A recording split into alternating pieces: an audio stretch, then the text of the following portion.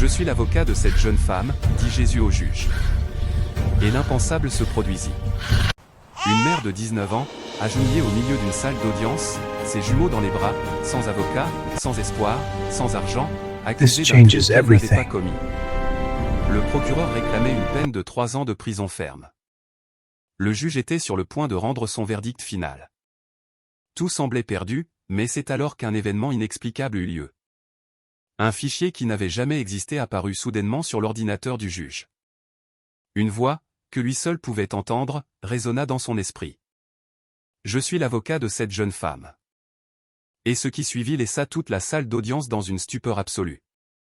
Ceci est l'histoire vraie de Chloé Dubois, une jeune femme d'un village de Normandie, qui, lorsque les systèmes sociaux l'ont abandonnée, lorsque toutes les portes se sont fermées, lorsque même son avocat commis d'office s'est retiré de son dossier, a fait la seule chose qu'il lui restait à faire. Elle s'est agenouillée et a prié Jésus d'être son défenseur. Et ce que Dieu a fait en réponse n'a pas seulement changé sa vie, mais aussi tout un système judiciaire corrompu. Avant de continuer ce récit émouvant, je voudrais vous demander du fond du cœur une très grande faveur. Si cette histoire vous touche, si vous sentez que Dieu peut aussi faire l'impossible dans votre vie, aidez-nous à atteindre notre rêve de 40 000 abonnés avant Noël. Ce serait le plus beau cadeau que vous puissiez nous faire. Appuyez sur le bouton d'abonnement. C'est totalement gratuit et cela nous aide énormément à continuer de partager ces histoires de foi qui changent des vies. De plus, mettez un pouce levé si cette histoire vous a touché, et écrivez dans les commentaires depuis quelle ville vous nous regardez et si vous aimez ces histoires de miracles réels. Nous voulons savoir où se trouvent nos frères et sœurs dans la foi. Votre soutien signifie énormément pour nous. Maintenant, préparez votre cœur, car ce que vous allez entendre dépasse tout ce que vous avez jamais pu imaginer. Un village en Normandie, France. Année 2024. Une douce chaleur humide enveloppait les rues pavées, une de ces chaleurs que seuls ceux qui ont connu un été normand typique peuvent comprendre. Mais la chaleur étouffante qui enveloppait Chloé Dubois ne venait pas du soleil, elle émanait de la terreur qui serrait sa poitrine comme une main invisible. Chloé n'avait que 19 ans, mais ses yeux portaient la lassitude d'une personne qui aurait vécu 3 vies en une. Ses cheveux châtains étaient tirés en une simple queue de cheval. Ses mains étaient rêches à force de nettoyer les sols des autres. Son dos était courbé non seulement par le poids de ses jumeaux, mais par le fardeau écrasant de la simple survie. Elle était la mère célibataire de Léo et Manon, 2 petits anges d'un peu plus de 2 ans, qui étaient sa seule raison de se lever chaque matin. Elle vivait dans une petite maison de campagne, un modeste 2 pièces qu'elle partageait avec sa grand-mère, Monique Leclerc, une femme de 70 ans dont le corps était perclus d'arthrite mais dont le cœur était plus vaste que toute la Normandie. Le père des jumeaux s'était volatilisé le jour où Chloé lui avait annoncé sa grossesse, la laissant seule à 17 ans face à un avenir incertain. Mais Chloé était une battante. Chaque jour, à 5 heures du matin, elle se levait, préparait les enfants, les laissait aux soins de Monique, et partait faire des ménages dans les quartiers aisés de la région. Des maisons immenses avec des sols en marbre qu'elle frottait à genoux, des salles de bain plus grandes que son propre logement, des familles qui parfois ne la regardaient même pas dans les yeux en lui tendant son maigre salaire de 1 000 € par mois. Le mardi 10 août fut une journée particulièrement éprouvante. Léo s'était réveillé avec une fièvre de 39 degrés Celsius, et Manon avait commencé à tousser d'une toux rauque qui glaçait le sang de Chloé. Elle avait un besoin urgent de médicaments, un sirop contre la toux, du paracétamol, et un thermomètre digital, le leur s'étant cassé. Il lui fallait aussi des couches taille 3, car il ne lui en restait que 2, et du lait en poudre, car la boîte était presque vide. Avec son dernier billet de 50 € dans la poche de son jean usé, Chloé prit le bus de son village jusqu'au supermarché Carrefour de l'avenue Jean Jaurès. C'était un mardi, 16 h, le moment où le supermarché était le moins bondé, ce qu'elle espérait pour éviter de longues files d'attente avec 2 enfants agités. Elle entra dans le magasin, ses jumeaux dans la poussette double qu'elle avait achetée d'occasion. Léo pleurnichait doucement, son petit visage rouge de fièvre. Manon toussait par intermittence, s'agrippant à sa couverture bleue comme à une bouée de sauvetage. Chloé se dirigea directement vers la parapharmacie du supermarché.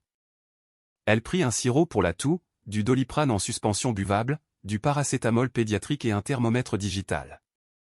Puis, elle alla au rayon bébé, prit un paquet de couches Pampers taille 3 et 2 boîtes de lait en poudre Gallia. Son cœur battait la chamade tandis qu'elle calculait mentalement le total. Le sirop à 7 €, le paracétamol à 4, le thermomètre à 12, les couches à 15, le lait à 7. Total, 45 €.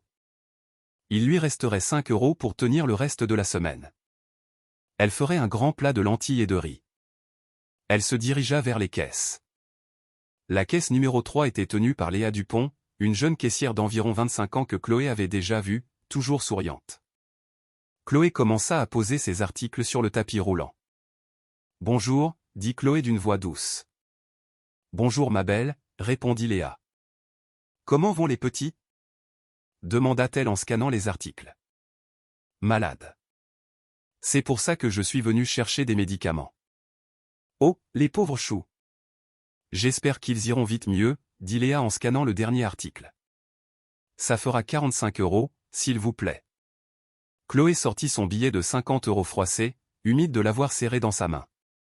Léa l'encaissa, ouvrit le tiroir caisse et lui rendit la monnaie, une seule pièce de 5 €. Puis elle imprima le ticket de caisse et le lui tendit avec un sac en plastique. « Voici votre ticket. »« Bonne journée, » dit Léa avec un sourire. « Merci, » répondit Chloé, glissant le ticket et la pièce dans la poche arrière de son jean. Elle rangea les articles dans le panier sous la poussette des jumeaux et quitta le supermarché. Le soleil de fin d'après-midi était encore tiède. Chloé poussa la poussette à travers le parking en direction de l'arrêt de bus. Léo s'était endormi, son front toujours chaud au toucher. Manon regardait le ciel d'un air absent. Mais alors qu'elle n'était qu'à une vingtaine de mètres du magasin, elle entendit une voix forte derrière elle.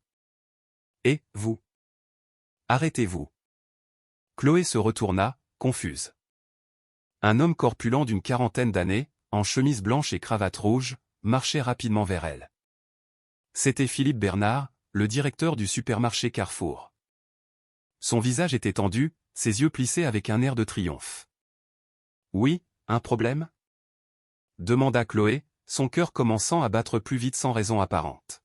« Suivez-moi à l'intérieur, s'il vous plaît, » dit Philippe Bernard d'un ton autoritaire. « Pourquoi ? J'ai payé, j'ai le ticket. On va voir ça. Allez. » Chloé, déconcertée mais n'ayant rien à craindre puisqu'elle savait avoir payé, fit demi-tour et retourna vers le magasin, poussant la poussette. Philippe Bernard la conduisit dans un petit bureau à l'arrière, où 2 agents de sécurité attendaient déjà. « Madame, je vous ai vue sur les caméras, » dit Philippe Bernard en croisant les bras. « Je vous ai vu mettre des articles dans votre sac et partir sans payer. » Le monde de Chloé s'arrêta. « Quoi ? Non, j'ai tout payé. J'ai le ticket de caisse ici. » Elle plongea la main dans sa poche arrière, cherchant le ticket, puis dans l'autre. Rien. Elle vérifia le sac de course. Rien.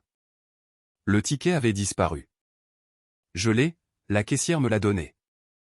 Léa, à la caisse 3. La caméra de la caisse 3 est en panne aujourd'hui, l'interrompit Philippe Bernard avec un sourire glacial. Pratique, n'est-ce pas? Et selon notre système, il n'y a aucune trace de votre paiement. Je suis désolé, mais je dois appeler la police.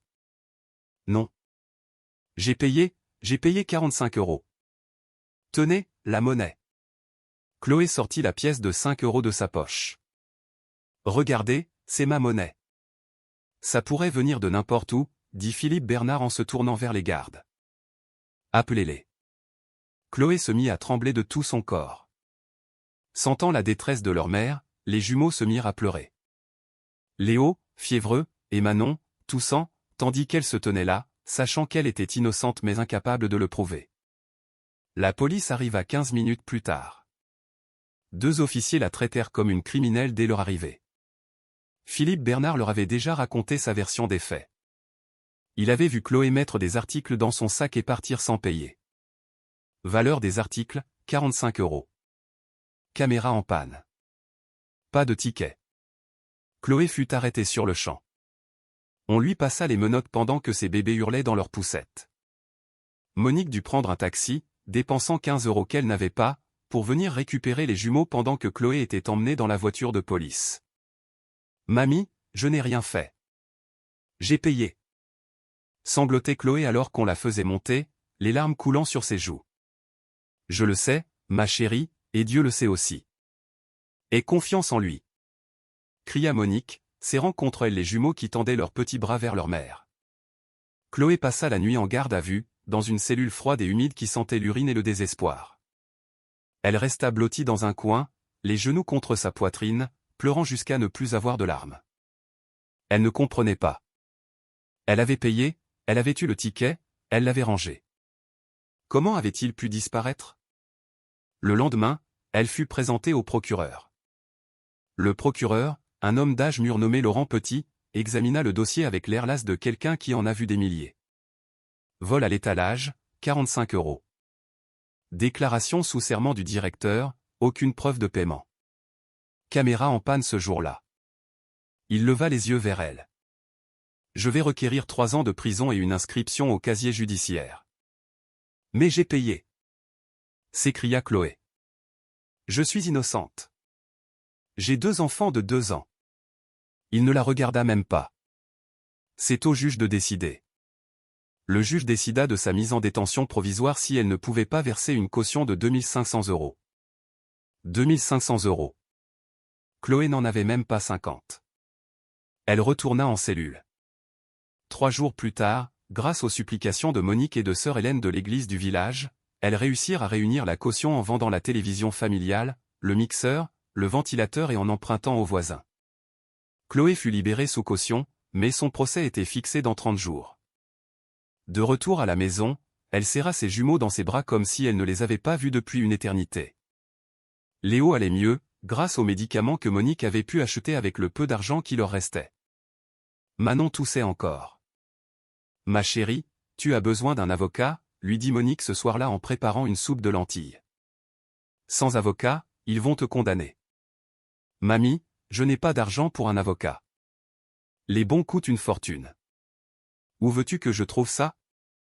L'État fournit des avocats commis d'office. J'y suis déjà allé. On m'a assigné un certain maître Moreau. Je suis allé à son cabinet hier. Le souvenir de cette rencontre la hantait. Elle était entrée dans le bureau de Thierry Moreau, un homme d'une 50aine d'années, costume froissé et air perpétuellement agacé. Elle lui avait tout expliqué, qu'elle avait payé, qu'elle avait eu un ticket, qu'il avait disparu, que la caméra ne fonctionnait pas. Moreau l'avait écouté distraitement tout en consultant son téléphone portable. « Écoutez, ma petite, » avait-il dit sans lever la tête. « Sans preuve, vous allez perdre. » La déclaration sous serment du directeur a beaucoup de poids. La caméra ne fonctionnait pas. C'est pratique, non? Oui, mais vous ne pouvez pas prouver qu'elle fonctionnait. Vous n'avez pas de ticket, pas de témoin. Mon conseil, c'est d'accepter un accord de plaider coupable avec le procureur. Ils vous offriront 6 mois au lieu de 3 ans. Vous faites votre peine, vous sortez, et vous continuez votre vie. Mais je suis innocente. Avait pleuré Chloé. J'ai payé. Dieu sait que j'ai payé. Dieu n'est pas une preuve devant un tribunal, avait rétorqué froidement Moreau. Écoutez, j'ai 20 autres dossiers. Si vous voulez vous battre, allez-y, mais je vous préviens, vous perdrez. Et si on va au procès et qu'on perd, vous prendrez les 3 ans. C'est votre décision. Si je vais en prison, qui s'occupera de mes enfants? Ils ont à peine 2 ans. Ce n'est pas mon problème, ma petite. C'est le vôtre, avait conclu Moreau en lui montrant la porte. Réfléchissez-y et tenez-moi au courant. Chloé était sortie de ce bureau avec la sensation que le sol se dérobait sous ses pieds. Les jours suivants furent un cauchemar éveillé. Chloé chercha de l'aide désespérément. Elle se rendit dans 3 églises différentes, expliqua sa situation, suppliant quelqu'un de connaître un avocat qui pourrait l'aider. Partout, la même réponse, ma sœur, il n'y a aucune preuve. C'est votre parole contre celle du directeur. C'est sans espoir. Nous sommes désolés. Elle alla voir 2 ONG censées fournir une aide juridique gratuite aux femmes. Aux 2 endroits, on lui dit, votre cas n'est pas éligible. Nous avons besoin de cas avec des preuves claires d'injustice. Ici, c'est juste votre parole contre la leur. Nous sommes désolés. Elle chercha en ligne des avocats pro bono, ceux qui prennent des cas médiatiques. Elle en appela 5. Aucun ne la rappela. Les 2 qui répondirent lui dirent, sans preuve matérielle, nous ne pouvons rien faire. Nous sommes désolés. Tout le système l'abandonnait. Chaque porte se fermait brutalement sur son visage. Tout espoir s'évanouissait. Un soir, 10 jours avant le procès final, Chloé était assise par terre dans sa petite chambre. Les jumeaux dormaient dans leur berceau commun, leur respiration douce et régulière. Léo serrait son ours en peluche. Manon avait le visage enfoui dans sa couverture bleue. Chloé les regarda et sentit son cœur se briser en 1000 morceaux. Si elle était condamnée, ce serait 3 ans sans les voir grandir, sans leur premier jour d'école, sans être là pour leur première phrase complète, sans les serrer dans ses bras quand ils auraient peur. Monique s'occuperait d'eux, oui, mais elle était âgée. Ses mains lui faisaient mal, son dos aussi. Et s'il arrivait quelque chose à sa grand-mère, que deviendraient ces bébés? Les larmes commencèrent à couler, silencieuses et chaudes. Chloé s'agenouilla à côté du berceau, joignit les mains et ferma les yeux. « Seigneur, murmura-t-elle dans l'obscurité. Je n'ai pas d'avocat. J'ai cherché partout, et personne ne veut de moi. Je n'ai pas d'argent, pas de preuves. Je n'ai que ta vérité. Tu sais que j'ai payé. Tu sais que je suis innocente. Tu étais là ce jour-là au supermarché. Tu as vu quand j'ai mis la main dans ma poche et que le ticket y était. Tu l'as vu disparaître, n'est-ce pas? Sa voix se brisa. Elle continua entre les sanglots. Seigneur, si les hommes ne peuvent pas me défendre, si les portes sont fermées, si le système m'abandonne, je te supplie d'être mon défenseur. Je sais que ça semble fou. Je sais que les avocats sont sur terre et que tu es au ciel, mais tu es Dieu. Tu peux faire l'impossible. Tu as fendu la mer Rouge, tu as fermé la gueule des lions. Tu as ressuscité Lazare d'entre les morts. Ne peux-tu pas défendre une mère innocente? Elle s'agrippa au bord du berceau, son corps secoué de tremblements. Je ne te demande pas la richesse, je ne te demande pas la gloire. Je te demande seulement de défendre mon innocence, de protéger mes enfants. S'il te plaît, que la vérité éclate. S'il te plaît, Jésus, sois mon avocat, parce que si tu ne me défends pas, personne d'autre ne le fera.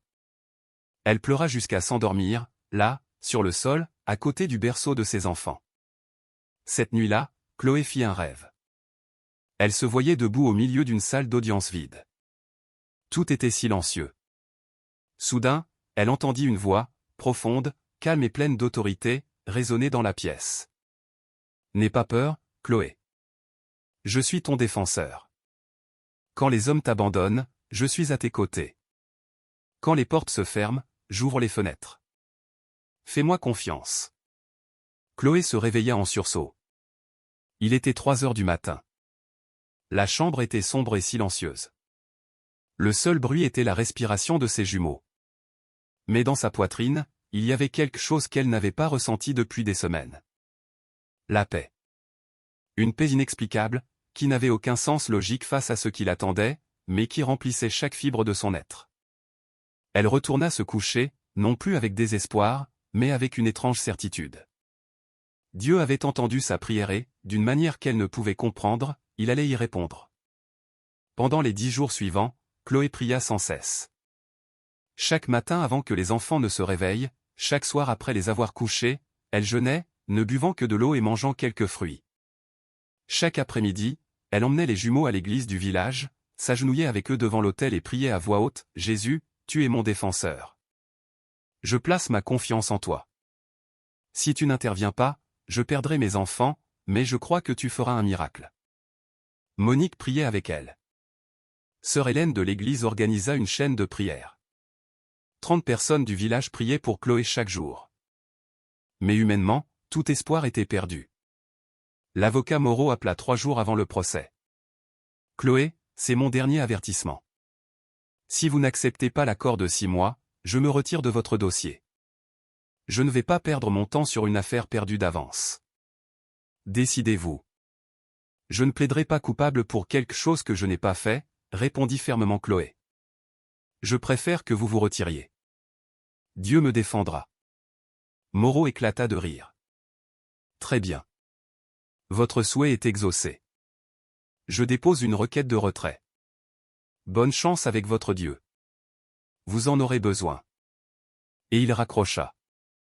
Monique, qui avait entendu la conversation, serra Chloé dans ses bras. « Ma chérie, si les hommes ne te défendent pas, Dieu le fera. Il n'échoue jamais. » Prie sans cesse, et c'est ce que fit Chloé. Elle pria comme jamais auparavant dans sa vie, avec une foi qui défiait la raison, avec une espérance qui n'avait aucune base terrestre, avec la certitude que Dieu, d'une manière ou d'une autre, allait intervenir. Le jour du jugement final arriva. C'était un vendredi 23 septembre. Le ciel était gris, menaçant de pleuvoir. Chloé mit ses plus beaux vêtements, un pantalon noir qui appartenait à sa mère, une chemise blanche que Monique avait repassée pour elle, et sa seule paire de chaussures, des ballerines usées. Elle attacha ses cheveux en queue de cheval. Elle n'avait pas d'argent pour du maquillage. Son visage portait les marques de la tension des dernières semaines. Elle prépara les jumeaux. Elle n'avait personne à qui les confier. Monique avait un rendez-vous médical ce jour-là pour son arthrite, qu'elle ne pouvait pas annuler. Elle devrait les emmener au tribunal. Léo, Manon, aujourd'hui nous allons dans un endroit important, leur dit-elle en les habillant de leurs plus jolis vêtements. Vous devez être très sages. Maman a besoin que vous soyez calme. Les jumeaux, avec l'innocence propre aux enfants de 2 ans, la regardèrent sans vraiment comprendre. Chloé les installa dans la poussette double et quitta la maison. Monique la serra dans ses bras sur le seuil. Que Dieu soit avec toi, ma chérie. Il te protégera. Elle a foi. Je l'ai, mamie, je l'ai. Et sur ces mots, Chloé poussa la poussette vers l'arrêt de bus, vers le tribunal, vers son destin, sans avocat terrestre, sans preuve matérielle, sans espoir humain, mais avec une foi de la taille d'un grain de sénévé, qui, selon les Écritures, peut déplacer des montagnes. Ce que Chloé ignorait, c'est que Dieu avait déjà commencé à bouger les pièces sur un échiquier invisible. Qu'un fichier numérique qui n'existait pas était sur le point d'apparaître de nulle part. Qu'une voix que seul un juge entendrait était sur le point de résonner dans une salle d'audience.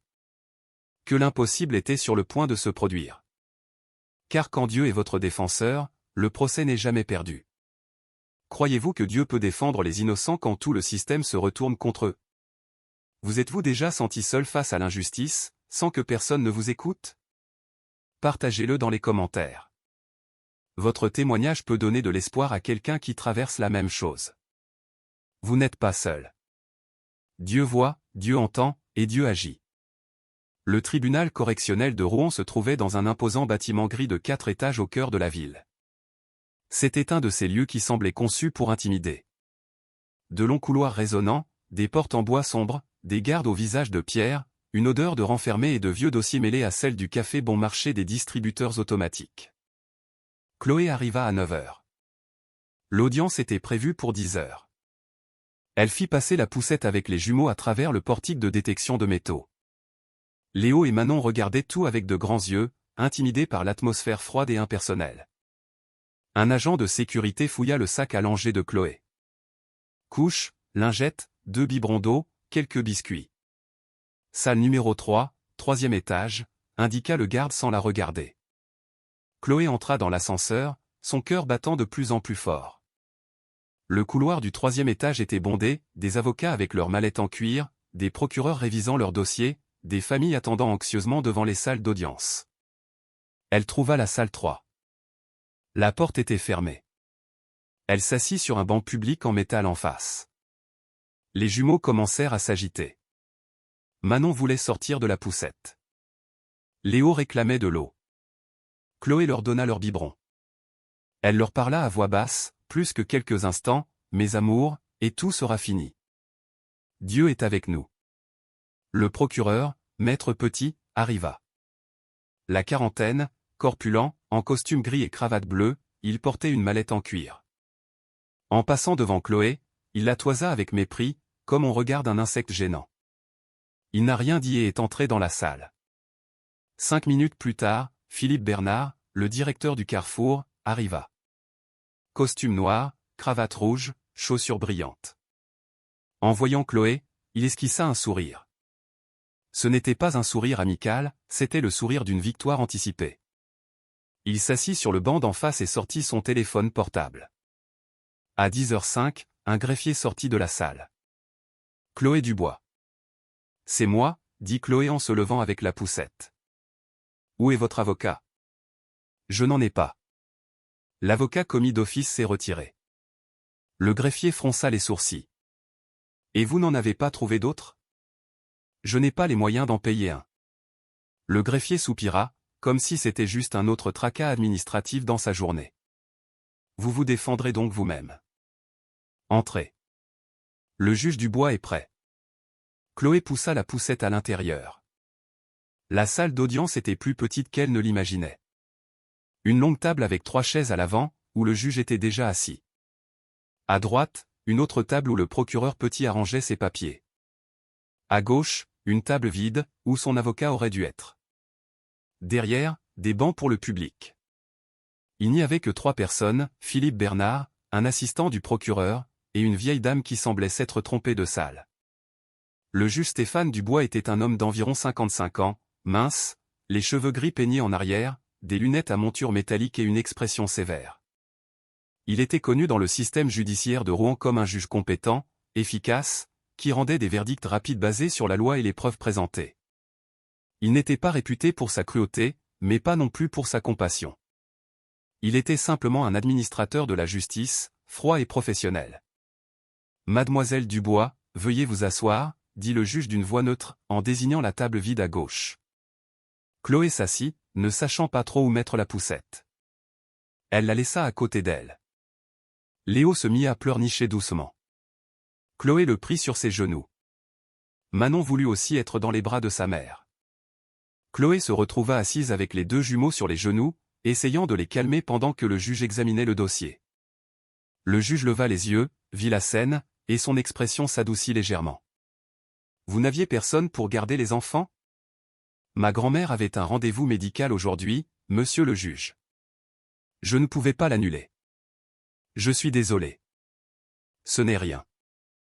Essayez de les garder calmes. » Chloé hocha la tête, sentant les larmes monter, mais elle se força à ne pas pleurer.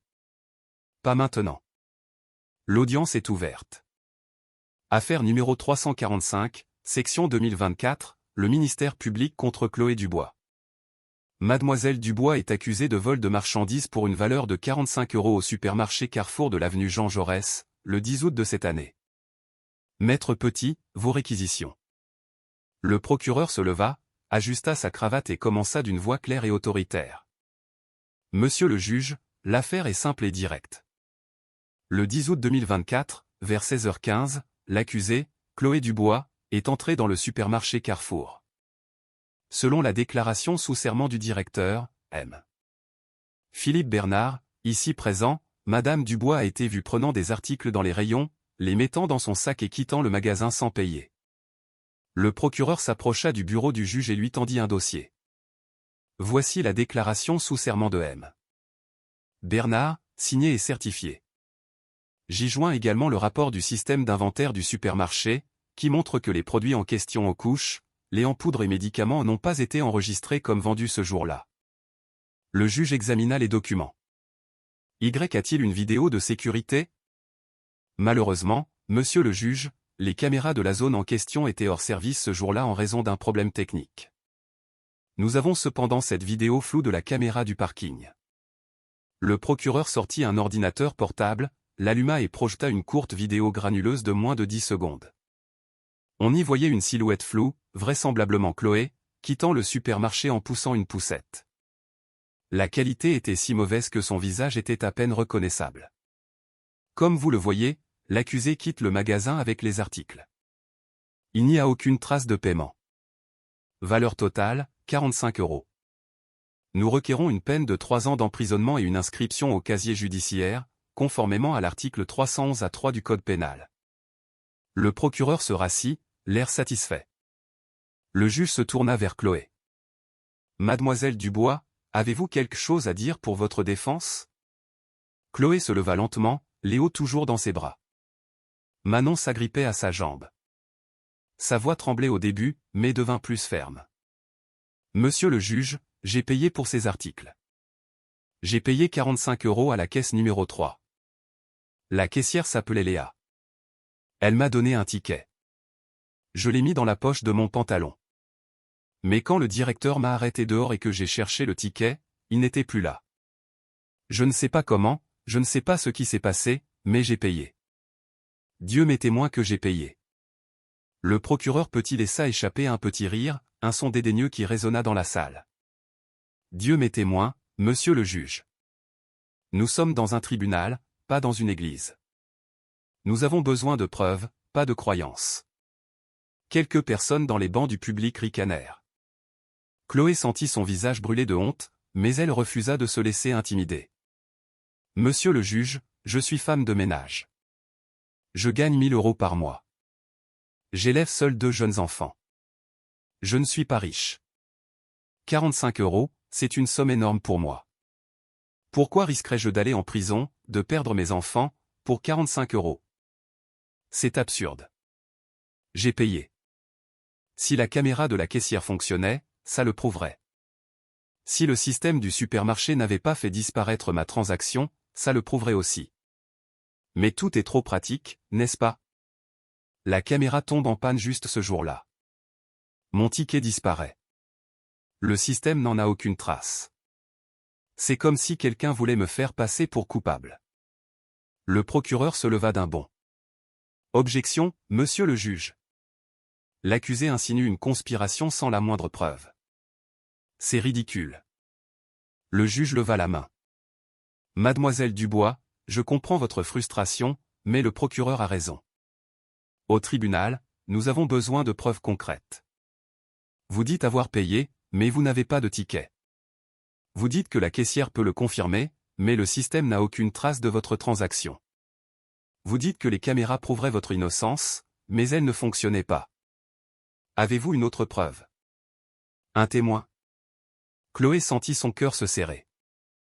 Non, monsieur le juge. Je n'ai que ma parole et la vérité. Votre parole contre la déclaration sous serment d'un directeur de supermarché, dit le juge.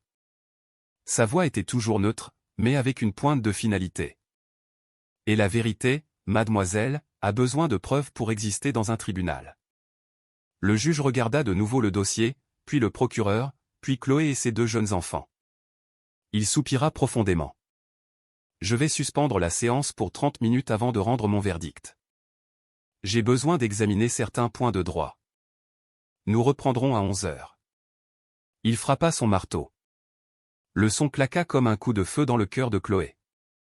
Le procureur Petit quitta la salle avec un sourire, déjà au téléphone.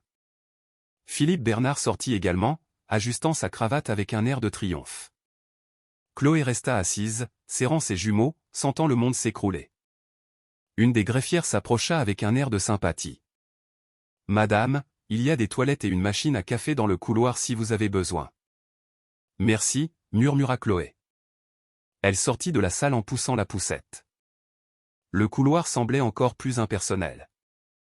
Avocats, procureurs, accusés, famille, chacun absorbé par son propre drame judiciaire. Personne ne voyait personne. Chloé trouva un coin tranquille près d'une fenêtre. Elle s'assit par terre, car tous les bancs publics étaient occupés. Les jumeaux jouaient calmement avec un petit jouet. Elle regarda par la fenêtre la ville de Rouen qui s'étendait en contrebas, les bâtiments, les rues, les voitures, les gens vivant leur vie normale pendant que la sienne était en train de se désintégrer. Elle ferma les yeux et pria en silence. « Jésus, me voici. C'est la dernière minute. Je n'ai pas d'avocat, pas de preuves, le juge est sur le point de me condamner. Le système m'écrase, mais tu as promis d'être mon défenseur. Tu as promis que lorsque les hommes m'abandonneraient, tu serais là. Alors où es-tu? Je ne te vois pas. Je ne t'entends pas, mais je continue de croire, car je n'ai plus que ça. » Elle ouvrit les yeux. Léo la regardait avec ses grands yeux sombres. « Maman triste ?» Chloé le serra contre elle et l'embrassa sur son petite tête. « Non, mon amour. Maman attend que Dieu fasse un miracle. » Et au même moment, quelque part dans ce bâtiment, dans le bureau privé du juge, quelque chose commençait à bouger. Quelque chose qui défiait toute logique, quelque chose qui n'avait aucune explication naturelle. Le miracle était sur le point de commencer. Vous êtes-vous déjà senti comme si le système vous écrasait et que personne n'écoutait votre vérité? Avez-vous déjà connu le désespoir de savoir que vous êtes innocent mais de ne pas pouvoir le prouver? Partagez-le dans les commentaires. Parfois, en partageant nos luttes, nous réalisons que nous ne sommes pas seuls. Les 30 minutes passèrent comme 30 secondes. À 11 h précises, le greffier sortit dans le couloir. Affaire 345. Mademoiselle Dubois, le juge est prêt. Chloé sentit ses jambes à peine la soutenir. Elle reprit la poussette, inspira profondément et retourna dans la salle d'audience. Le procureur petit était déjà à sa place, consultant son téléphone d'un air ennuyé. Philippe Bernard était assis sur son banc, attendant avec un sourire impatient. Le juge Dubois entra par sa porte privée. Il avait l'air tendu.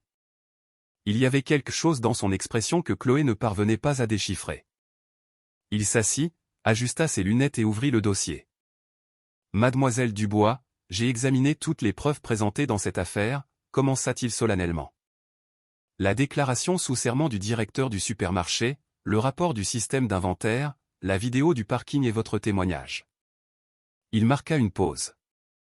Chloé sentit son cœur battre si fort qu'elle pensait que tout le monde dans la salle pouvait l'entendre. Sur le plan purement juridique, les preuves sont en faveur de l'accusation. Il y a une déclaration sous serment, qui a une valeur juridique considérable dans ce pays. Il n'y a aucune preuve matérielle de votre paiement, pas de ticket, pas d'enregistrement dans le système, pas de vidéo claire. Votre défense repose uniquement sur votre parole. Le procureur maître Petit sourit. Philippe Bernard aussi. Cependant, le juge fit une nouvelle pause, et son ton changea, quelque chose dans cette affaire me dérange profondément. Il est curieux que la caméra de sécurité soit tombée en panne précisément ce jour-là. Que votre ticket ait disparu. Que le système n'ait aucune trace. Cela fait beaucoup de coïncidences. Le procureur se redressa sur sa chaise, fronçant les sourcils. De plus, poursuivit le juge, j'ai vu de nombreux cas de vol à l'étalage en 25 ans de carrière, et j'ai appris une chose. Les voleurs volent généralement des objets de valeur, ou volent de manière répétée, ou ont un casier judiciaire. Vous, mademoiselle Dubois, n'avez aucun casier judiciaire. Vous avez un travail honnête, vous nettoyez des maisons. Les articles que vous êtes accusés d'avoir volés sont des médicaments pour vos enfants malades, des couches et du lait. Ce ne sont pas des produits de luxe, ce sont des produits de première nécessité. Le juge regarda directement Philippe Bernard. Monsieur Bernard, je trouve très étrange qu'un supermarché appartenant à une entreprise multimillionnaire se donne la peine de poursuivre en justice une mère célibataire pour 45 €. Vous perdez plus que ça chaque jour en marchandises périmées. Pourquoi cet acharnement à faire condamner cette jeune femme? Philippe Bernard se leva, visiblement mal à l'aise. Monsieur le juge, c'est une question de principe. Le vol est le vol, quel que soit le montant. Le principe? L'interrompit le juge. Ou l'intimidation? Combien de cas similaires avez-vous eu l'année dernière? Je n'ai pas cette information sur moi, si, dit le juge en sortant un papier. J'ai demandé à mon greffier de faire quelques recherches. L'année dernière, votre succursale Carrefour a traité 23 cas de vol présumés. Tous visaient des personnes à faible revenu, tous pour des montants inférieurs à 50 €. Et dans tous les cas, il n'y avait pas de vidéo claire. Ne trouvez-vous pas que c'est un schéma suspect? Le procureur Petit se leva. Monsieur le juge, avec tout le respect que je vous dois, cela n'a aucun rapport avec l'affaire en cours. Cela a tout à voir. Tonna le juge, ce qui était rare chez lui. Parce que je commence à soupçonner qu'il ne s'agit pas d'un simple vol. Je commence à penser qu'il y a un schéma systémique de. À cet instant précis, quelque chose d'extraordinaire se produisit. Le juge Dubois s'arrêta net au milieu de sa phrase. Son visage devint blême. Ses yeux s'écarquillèrent derrière ses lunettes. Il resta immobile, regardant droit devant lui, mais sans voir personne dans la salle. « Monsieur le juge ?» demanda le procureur. « Est-ce que ça va ?» Le juge ne répondit pas. Il semblait écouter quelque chose que personne d'autre ne pouvait entendre. Sa main droite, posée sur son marteau, se mit à trembler légèrement. Chloé l'observait depuis son banc, confuse. Que se passait-il? Puis, dans l'esprit du juge Dubois, une voix résonna, claire, profonde, pleine d'autorité. Une voix qui ne venait pas de l'extérieur, mais de l'intérieur. Une voix qui vibrait dans tout son être. Je suis l'avocat de cette jeune femme. Le juge cligna des yeux, secoua la tête. Avait-il imaginé cela? Faisait-il un AVC, une crise de panique? La voix reprit, plus forte encore. Je suis l'avocat de cette jeune mère, et vous, Stéphane Dubois, vous allez arrêter cela maintenant. La vérité va être révélée. Le juge se leva de sa chaise si brusquement qu'il la fit basculer. Tout le monde dans la salle le dévisagea. Suspension de séance, dit-il d'une voix étranglée. Suspension de 10 minutes. Et sans attendre de réponse, il sortit presque en courant vers son bureau privé, laissant toute la salle dans une confusion totale. Le procureur Petit se tourna vers son assistant. « Mais qu'est-ce qui vient de se passer ?» Chloé était tout aussi confuse, mais au fond d'elle, elle sentit quelque chose, une étincelle d'espoir, comme si une présence invisible avait agité la pièce, comme si l'air lui-même avait changé. Dans son bureau privé, le juge Dubois verrouilla la porte. Il s'appuya contre elle, le souffle court. Son cœur battait à tout rompre, ses mains tremblaient. « Qu'est-ce que c'était » murmura-t-il. « Qu'est-ce que c'était que ça ?» Il alla à son bureau et s'assit dans son fauteuil en cuir. La pièce était silencieuse. Le seul son était le léger bourdonnement de son ordinateur. « C'est le stress, se dit-il. Trop de dossiers, pas assez de sommeil. C'est mon esprit qui me joue des tours. » Mais au fond de lui, il savait que ce n'était pas ça. La voix était trop réelle, trop claire, trop autoritaire. Ce n'était pas sa voix intérieure, ni sa conscience. C'était autre chose, quelqu'un d'autre. Il se passa les mains sur le visage. Il regarda son ordinateur, pensant juste à retourner dans la salle, rendre son verdict conformément à la loi et aux preuves présentées, et rentrer chez lui. Il posa la main sur la souris pour fermer les fichiers ouverts, et c'est là que ça s'est produit. Le curseur de la souris se mit à bouger tout seul. Le juge Dubois retira sa main de la souris comme si elle était brûlante. Mais le curseur continua de se déplacer sur l'écran. Il bougeait avec intention, comme si une main invisible le guidait. « Non, c'est impossible », murmura le juge, la voix tremblante. Le curseur se dirigea vers le dossier et document et l'ouvrit. À l'intérieur, des dizaines de sous-dossiers. Le curseur se déplaça vers un dossier que le juge n'avait jamais vu auparavant. Il s'appelait « Fichier perdu 2309-2024 ». « D'où vient ce dossier ?» murmura le juge. « Je ne l'ai pas créé. » Le curseur fit un double clic. Le dossier s'ouvrit. À l'intérieur, un seul fichier. Il s'appelait Carrefour-Bac-S310082024 preuve.mp4. Le juge sentit la chair de poule sur tout son corps. D'une main tremblante, il reprit la souris. Le curseur lui obéissait maintenant. Il double-cliqua sur la vidéo. Windows Media Player s'ouvrit.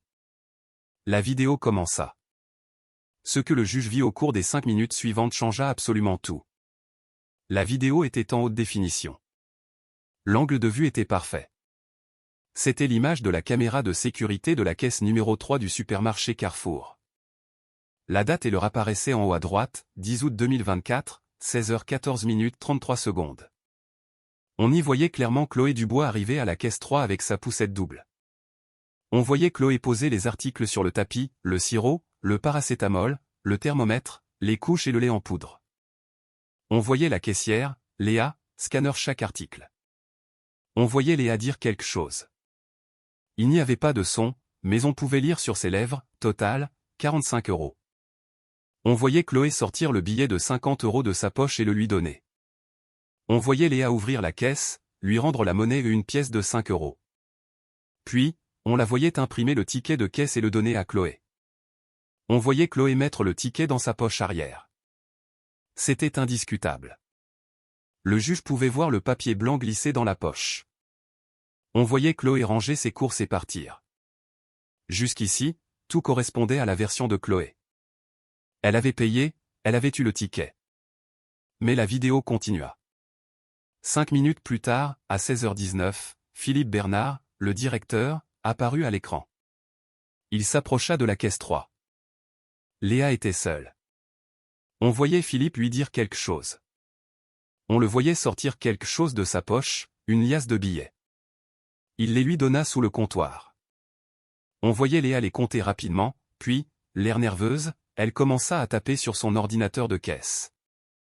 Le juge pouvait voir en reflet sur l'écran qu'elle était en train d'effacer la transaction de Chloé du système. Ensuite, Léa ouvrit la caisse et sortit 45 €. Elle les donna à Philippe. Philippe prit l'argent, sourit, lui tapa sur l'épaule et partit. La vidéo se termina, mais un fichier texte était joint. Il s'ouvrit automatiquement dans le bloc-notes. Il ne contenait qu'une seule ligne, la vérité éclate toujours. Je suis l'avocat divin. Protégez l'innocente. Le juge Dubois resta immobile, fixant l'écran. Ses mains tremblaient. Son esprit luttait pour accepter l'inacceptable. Cette vidéo n'existait pas sur le serveur du tribunal. Il ne l'avait pas téléchargée. Personne ne la lui avait envoyée. Ce fichier était juste. Apparu. Et le message à la fin. Mon Dieu, murmura-t-il. Mon Dieu. Pour la première fois en 20 ans, le juge Stéphane Dubois eut peur. Pas la peur d'une personne ou d'une situation, mais une peur respectueuse, une peur sacrée. Le genre de peur que l'on ressent quand on réalise qu'on est face à quelque chose de bien plus grand que soi. Il se leva et fit les 100 pas dans son bureau. Que devait-il faire? Comment cette vidéo était-elle arrivée là? Était-elle réelle, ou faisait-il une crise psychotique? Il retourna à son ordinateur et vérifia les propriétés du fichier. Date de création, aujourd'hui, 11h05, exactement 5 minutes plus tôt. Créateur, inconnu. Le juge vérifia ses emails. Aucun email contenant ce fichier. Il vérifia son historique de téléchargement, rien. Il vérifia les ports USB, rien de connecté. Ce fichier était apparu. Il prit son téléphone. Il appela le technicien informatique du tribunal. Lucas, j'ai besoin que tu vérifies quelque chose d'urgence. Un fichier est apparu sur mon ordinateur sans que je le télécharge ou que quelqu'un me l'envoie. Est-il possible que mon ordinateur ait été piraté à distance? Lucas Fournier, un jeune génie des systèmes de 25 ans, arriva en 2 minutes. Il examina l'ordinateur pendant 10 minutes. Son expression passa de la confiance à la perplexité, puis à une quasi-terreur. Monsieur le juge, c'est impossible. Le fichier est là, oui, mais il n'a aucune origine. Il ne vient pas d'Internet, pas d'une clé USB, pas d'un email, d'aucun réseau. Selon le système, ce fichier est apparu à partir de rien. Je n'ai jamais rien vu de tel. Et regardez ça. Lucas pointa l'écran. Le fichier a une signature numérique cryptée qui ne correspond à aucun utilisateur connu. C'est comme s'il avait été créé par quelque chose de non humain. Monsieur le juge, que se passe-t-il ici? Le juge Dubois prit une profonde inspiration. Dans son esprit, la voix résonnait encore. Je suis l'avocat de cette jeune femme. Lucas, enregistrez ce fichier sur 3 clés USB différentes. J'ai besoin de copies. Pendant que Lucas travaillait, le juge leva les yeux vers le plafond de son bureau, et pour la première fois depuis des décennies, le juge Stéphane Dubois, homme de loi et de logique, fit quelque chose qu'il ne pensait plus jamais faire. Il pria. Mon Dieu, si vous existez vraiment, aidez-moi à rendre justice, car je suis à la fois terrifié et émerveillé. Lucas termina avec les clés USB. Que allez-vous faire avec ça, monsieur le juge? Je vais retourner dans cette salle, et je vais montrer la vérité.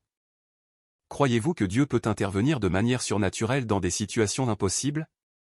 Avez-vous déjà été témoin de quelque chose qui n'avait aucune explication logique mais qui a tout changé pour le mieux? Dites-le moi dans les commentaires, car ce que vous allez voir maintenant va vous laisser sans voix. Quand le juge retourna dans la salle d'audience après 20 minutes de suspension, son visage était pâle, mais ses yeux brillaient d'une détermination nouvelle. Il tenait une clé USB dans sa main et un ordinateur portable sous le bras. Chloé était toujours assise, ses jumeaux endormis dans ses bras. Le procureur Petit regardait sa montre avec impatience. Philippe Bernard attendait, savourant la fin imminente. Le juge entra, mais au lieu de s'asseoir, il se dirigea directement vers la table où se trouvait le projecteur utilisé pour présenter les preuves. Il y brancha son ordinateur portable. Tout le monde le regarda bizarrement. « Monsieur le juge ?» demanda le procureur. « Que faites-vous » Le juge se tourna vers la salle. Sa voix était ferme. « Je viens de recevoir une preuve capitale dans cette affaire. Une preuve qui change absolument tout. Et avant de rendre mon verdict, toute cette salle va voir ce que je viens de voir. » Le procureur fronça les sourcils. « Une preuve d'où? Qui vous l'a fournie? C'est irrégulier, Monsieur le juge. Toute nouvelle preuve doit être présentée aux deux parties au préalable. Je me moque de l'irrégularité, l'interrompit le juge d'un ton autoritaire qui fit taire immédiatement le procureur. Ce que je vais montrer est la vérité, et la vérité n'a pas besoin de protocole. Il brancha la clé USB. Il ouvrit le fichier. Le projecteur l'afficha sur un grand écran mural. Ce que vous allez voir, continua le juge, est la vidéo de la caméra de sécurité de la caisse numéro 3 du supermarché Carrefour. Du 10 août 2024. La caisse même où les caméras étaient censées être en panne. Philippe Bernard se leva d'un bond, le visage livide. C'est impossible. Ces caméras ne fonctionnaient pas ce jour-là. Asseyez-vous, monsieur Bernard, ordonna froidement le juge. Et regardez. Il appuya sur replay. La vidéo commença. La salle entière regarda en silence. On voyait Chloé, le paiement, le ticket, tout. Depuis son siège, Chloé se mit à pleurer en silence. Des larmes de soulagement coulaient sur ses joues. C'était là, la preuve, la vérité révélée. La vidéo continua. On vit Philippe Bernard approcher, donner de l'argent à Léa, puis Léa effacer la transaction. Un murmure parcourut la salle d'audience. Le procureur Petit était debout. D'où vient cette vidéo? Elle n'est pas au dossier. Elle est apparue sur mon ordinateur il y a 20 minutes, dit le juge. Sans explication, sans expéditeur. Elle est juste apparue. Le procureur le regarda comme s'il était fou. C'est impossible. Et pourtant, la voilà, répondit le juge en montrant l'écran. Philippe Bernard reculait vers la porte. Non, c'est un montage. C'est un faux. Un montage qui montre la disposition exacte de votre supermarché, avec la date et l'heure correcte, et votre visage en gros plan. Le juge se tourna vers les gardes à la porte. Arrêtez monsieur Bernard. Il ne quitte pas cette salle. Les gardes bloquèrent la sortie. Philippe Bernard se mit à transpirer abondamment. Le juge se tourna vers son greffier. Appelez immédiatement la caissière, Léa Dupont. Je la veux ici dans moins d'une heure. Si elle ne vient pas volontairement, envoyez une patrouille la chercher. Puis il regarda le procureur Petit. Maître, cette vidéo montre clairement une conspiration entre le directeur du supermarché et son employé pour accuser à tort mademoiselle Dubois. Il y a corruption, fabrication de preuves et entrave à la justice. Maintenez-vous vos accusations contre elle? Le procureur était sous le choc. Il regarda l'écran, puis Philippe Bernard, puis le juge. Finalement, d'une voix faible, il dit « Monsieur le juge, je demande le retrait de toutes les charges contre mademoiselle Dubois, et l'ouverture immédiate d'une enquête contre Philippe Bernard et son employé Léa Dupont pour les crimes que vous avez mentionnés. » Le juge se tourna vers Chloé, sa voix s'adoucissant. « Mademoiselle Dubois, veuillez vous lever. » Chloé se leva, tremblante, ses jumeaux toujours dans ses bras. Léo venait de se réveiller et la regardait avec ses petits yeux confus.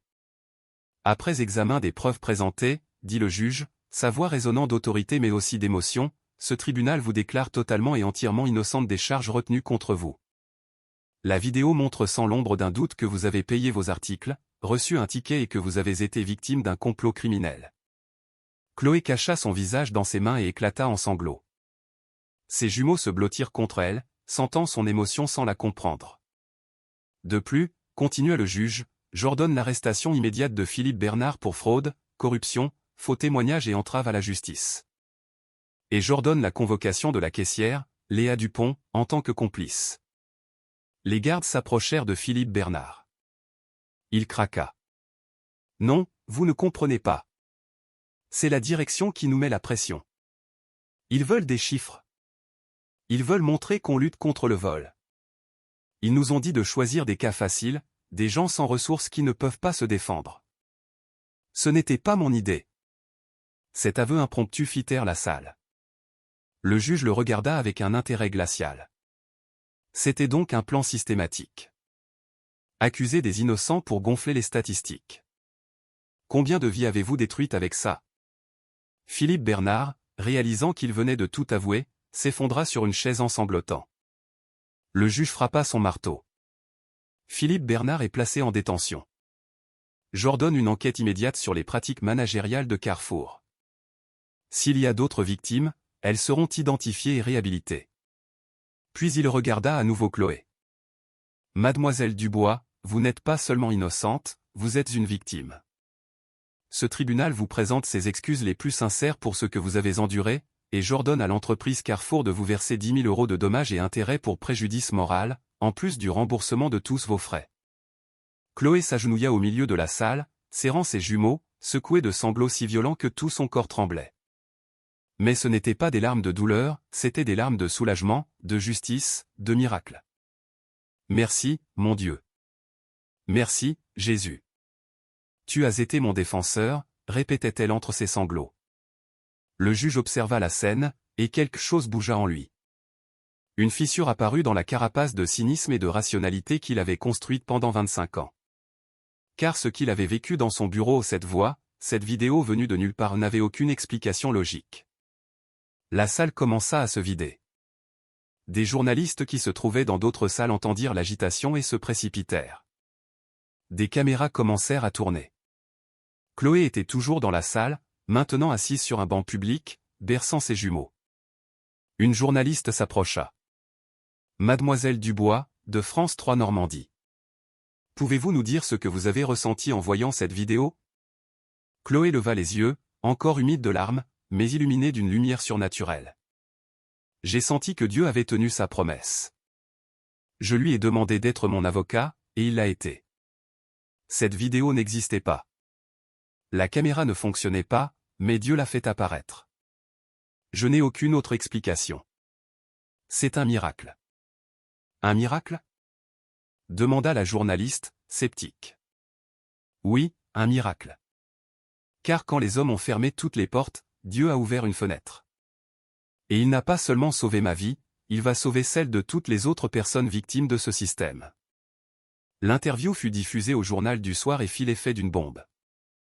L'histoire de Chloé Dubois et de la vidéo miraculeuse devint une nouvelle nationale en moins de 24 heures. Les titres des journaux étaient sensationnels, miracle au tribunal, un fichier venu des nulle part sauve une mère célibataire, DIEU pour avocat, une jeune innocente libérée PAR une preuve surnaturelle, Carrefour sous enquête pour avoir accusé des innocents. L'interview de Chloé, où elle disait « J'ai demandé à Jésus d'être mon avocat, et il l'a été », devint virale. La vidéo du procès se propagea sur YouTube, TikTok et Facebook, accumulant des millions de vues. Mais l'histoire ne s'arrêta pas là. Le cas de Chloé ouvrit une boîte de Pandore qui allait changer tout un système. 3 jours après le procès, le parquet de Rouen ouvrit une enquête officielle sur Carrefour.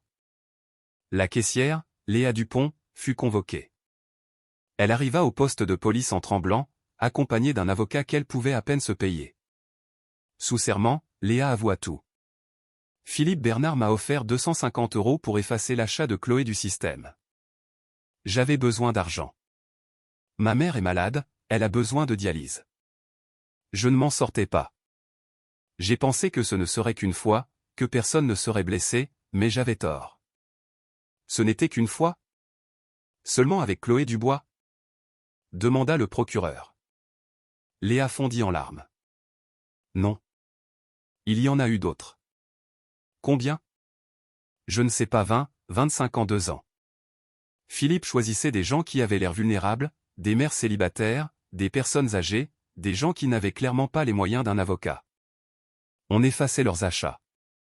La plupart plaidaient coupables pour éviter un procès. Certains sont allés en prison. Le parquet exigea immédiatement les dossiers de tous les cas de vol traités par cette succursale de Carrefour au cours des 3 dernières années. Les résultats furent choquants. 47 personnes avaient été accusées de vol dans cette succursale. Parmi elles, 23 suivaient exactement le même schéma. Aucune vidéo claire, caméra en panne, pas d'autres témoins que le directeur, et toutes les victimes étaient des personnes à faible revenu. 16 avaient plaidé coupables pour éviter le procès. 4 avaient purgé des peines de prison allant de 6 mois à 2 ans. 3 étaient encore incarcérés. Le scandale explosa au niveau national. Carrefour fut mis sur la sellette. Le PDG de la société démissionna. L'entreprise publia une déclaration, mais peu de gens les crurent. Les 23 victimes furent complètement innocentées. Leurs casiers judiciaires furent effacés. Carrefour fut contraint de leur verser un total de 2,5 millions € en dédommagement. Chloé reçut ses 10 000 € un mois après le procès. C'était plus d'argent qu'elle n'en avait jamais vu. Elle utilisa l'argent pour aider d'autres mères célibataires. Avec l'aide de sœur Hélène, Chloé créa une organisation à but non lucratif appelée la Fondation L'Avocat Divin. La mission était simple, fournir une défense juridique gratuite aux mères célibataires accusées à tort de délits mineurs. Elle utilisa 5 000 € comme capital de départ, engagea 2 jeunes avocats et loua un petit bureau à Rouen. En un an, la fondation traita 140 cas. En 2 ans, ils en avaient gagné 340, innocentant des femmes et exposant d'autres pratiques corrompues. Les jumeaux, Léo et Manon, désormais âgés de 4 ans, rejoignaient Chloé au bureau après l'école maternelle, jouant dans un coin pendant que leur mère aidait d'autres femmes qui pleuraient, qui avaient peur. Et à toutes, Chloé disait la même chose, j'ai été à votre place, sans avocat, sans preuve, sans espoir. Mais j'ai demandé à Dieu d'être mon avocat, et il l'a été. Maintenant, je suis ici pour être ses mains et ses pieds pour vous défendre. L'histoire de Chloé inspira des changements législatifs. En 2028, le Parlement français adopta une loi surnommée la loi Chloé. Elle établissait des protections spéciales pour les personnes vulnérables dans le système judiciaire. Les mères célibataires, les personnes âgées et les handicapés se voyaient garantir un droit à une assistance juridique de qualité. Elle rendait obligatoire le bon fonctionnement des caméras dans tous les commerces. Si une entreprise accusait quelqu'un de vol mais que ses caméras ne fonctionnaient pas, l'affaire serait automatiquement classée. Elle instaurait un examen automatique des cas similaires et une indemnisation obligatoire pour les accusations infondées. Mais l'impact le plus profond du miracle de Chloé fut peut-être sur le juge Stéphane Dubois. Après ce jour, il ne fut plus jamais le même. Pendant des semaines, il chercha une explication rationnelle. Il engagea 3 experts en cybersécurité pour analyser son ordinateur. Aucun ne put expliquer d'où venait le fichier. Le juge passa des nuits blanches, remettant en question tout ce en quoi il croyait. Il avait cessé de croire en Dieu 20 ans plus tôt, à la mort de sa femme d'un cancer. Un soir, 3 mois après le procès, le juge se retrouva à conduire sans but dans les rues de Rouen. Sans réfléchir, il se gara devant la cathédrale Notre-Dame de Rouen. Il était 22 heures. Il entra et s'assit sur un banc, face au grand crucifix. Et pour la première fois en 20 ans, il pleura. Il pleura sa femme, ses années d'amertume, toutes les fois où il avait rendu un verdict sans vraiment chercher la justice. Il pleura parce qu'il avait failli envoyer une mère innocente en prison. Et puis, au milieu de ses larmes, il s'agenouilla. « Mon Dieu, murmura-t-il, la voix brisée. Je ne sais pas si vous m'entendez. Mais je dois vous le dire. J'ai entendu votre voix ce jour-là. Vous avez dit, je suis l'avocat de cette jeune femme. Vous avez fait apparaître cette vidéo. Vous l'avez sauvée, et en la sauvant, vous m'avez sauvé aussi, car vous m'avez rappelé qu'il y a quelque chose de plus grand que mes lois, plus grand que ma logique. Il y a la vraie justice, et c'est vous. Il resta là 1 heure, priant, pleurant, ressentant quelque chose qu'il n'avait pas ressenti depuis 2 décennies, la paix. À partir de ce jour, le juge Dubois changea radicalement sa façon de travailler. Avant chaque affaire, il priait pour la sagesse. Il se mit à témoigner dans les églises, partageant son histoire. J'ai entendu la voix de Dieu me dire, je suis le défenseur de cette jeune femme. Et ce jour-là, j'ai compris que mon travail n'était pas seulement de juger des cas, mais d'être un instrument de la justice de Dieu. En 2030, le tribunal de Rouen décida d'installer une plaque dans la salle d'audience numéro 3. La plaque de bronze disait, dans cette salle, le 23 septembre 2024, Chloé Dubois, sans avocat terrestre, s'est agenouillée et a prié Jésus d'être son défenseur. Dieu a répondu par un miracle qui a changé une vie et transformé un système. Que ce lieu nous rappelle à jamais que la justice des hommes peut faillir, mais la justice divine, jamais. Dieu protège les innocents. Chloé assista à l'inauguration avec ses jumeaux, maintenant âgés de 6 ans. Elle fit un bref discours. Il y a 6 ans, dans cette même salle, j'étais sans espoir, face à un système qui m'écrasait. Je n'avais ni avocat, ni argent, ni preuve. Je n'avais que ma foi. J'ai demandé à Jésus d'être mon défenseur, et il l'a été. Il a fait l'impossible. Mais plus important encore, il a utilisé mon cas pour exposer un système corrompu, pour libérer 23 autres innocents, pour changer les lois et pour ramener un juge à la foi. Mon message aujourd'hui est pour tous ceux qui font face à l'injustice, Dieu voit, Dieu entend et Dieu agit. Les applaudissements furent assourdissants. Aujourd'hui, en 2030, Chloé a 25 ans. La fondation L'Avocat Divin a grandi. Elle a des bureaux dans 5 régions de France et a gagné plus de 1000 procès. Chloé est devenue une conférencière recherchée, partageant son histoire dans les églises, les universités et les conférences sur les droits de l'homme. Elle a écrit un livre intitulé « Quand Dieu est votre défenseur », qui est devenu un best-seller. Ses jumeaux, Léo et Manon, ont maintenant 8 ans. Mais Chloé leur enseigne l'humilité. Je ne suis pas l'héroïne de cette histoire, c'est Jésus. J'ai juste été assez courageuse pour lui demander de l'aide. Le juge Dubois, maintenant âgé de 60 ans, travaille toujours au tribunal de Rouen, mais il dirige aussi un groupe de prière. Philippe Bernard, le directeur, a purgé une peine de 5 ans de prison. Étonnamment, à sa libération, c'est Chloé qui lui a donné une seconde chance, lui trouvant un travail dans un centre de réinsertion chrétien.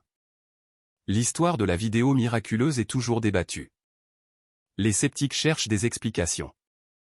Les croyants y voient la preuve de l'intervention divine. Mais pour Chloé, il n'y a pas de débat.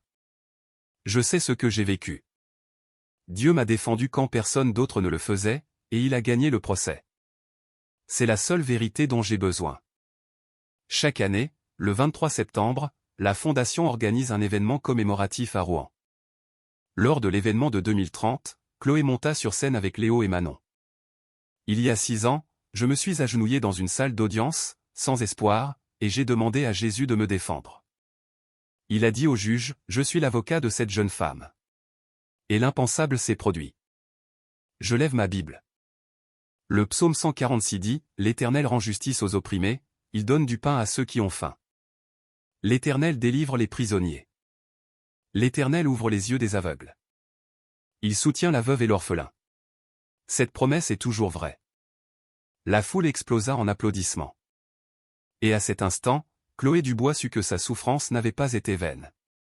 Son miracle n'était pas seulement pour elle. Il était venu pour réveiller un système, changer des vies et rappeler au monde que lorsque tout semble perdu, on peut toujours s'agenouiller et demander à Dieu d'être notre défenseur. Et il le sera. Car le Dieu qui s'est manifesté sous la forme d'un fichier numérique sur l'ordinateur d'un juge sceptique, ce Dieu fait encore des miracles aujourd'hui et attend que vous lui demandiez son aide. Si vous faites face à une situation impossible, si vous avez besoin d'un défenseur qui ne perd jamais un procès, agenouillez-vous et demandez à Jésus. Il écoute, il répond, il agit. Et souvenez-vous, quand Dieu est votre défenseur, le procès n'est jamais perdu. Amen.